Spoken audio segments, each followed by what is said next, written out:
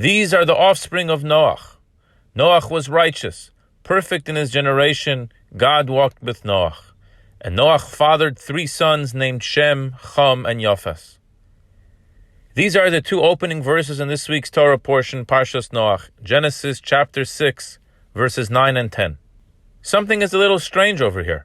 While the verse sets out to list Noach's progeny, these are the offspring of Noach, it goes on to list Noach as his own progeny, and only lists his children in the next verse. Eile told us Noach, Noach.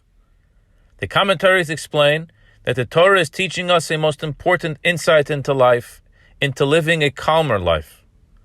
Noach was the most calm, cool, and collected individual. They called him Noach, for he brought rest and relaxation to the rest of society. Noach from the word menucha, from the root word noch. And this is what the Torah is teaching us. Our personal behaviors is our first offspring. Before anyone has a child, the way they interact with others, the way we speak with others is our projection and offspring to the rest of the society. Our behavior is our baby. Noach, always being calm, attracted the attention from all around him who were so impressed with his behavior. There are people in life who are always dramatic. Every time they open their mouth, there's drama. They yell, they shout, they cry, they are envious. There's always a story, there's always tension, there's always anxiety, there's always drama. Noach was a breath of fresh air. He said his piece, but said it in a pleasant and calm voice. There was no dramatization with him. He never made a spectacle, he never made a scene about himself. How can we become more like Noach? How can we improve our behavior and cut out the theatrics and unnecessary drama from our relationships?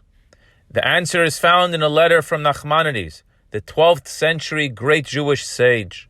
He wrote as follows, Shema b'ni musar avicha v'al titosh Torah simecha.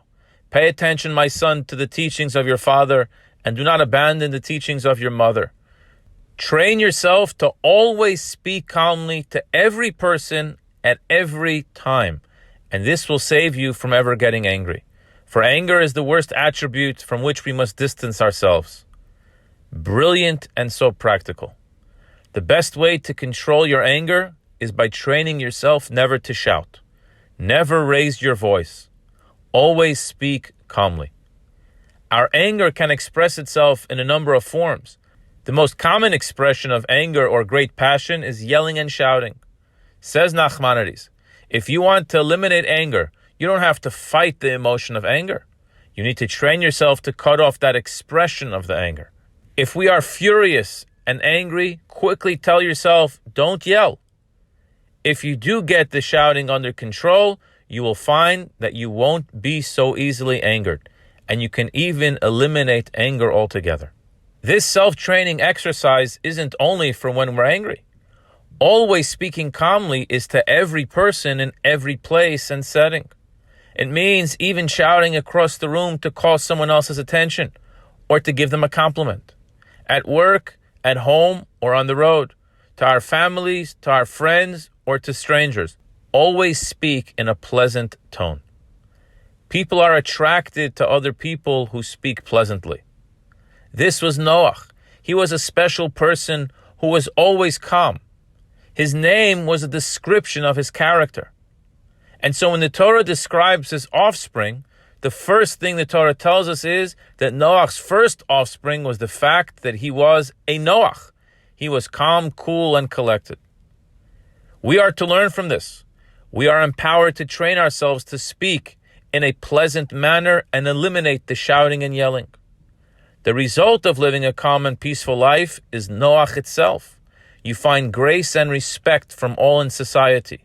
You become known as a Noach, someone who brings rest, relaxation, and serenity into the room. I wish you a very good Shabbos.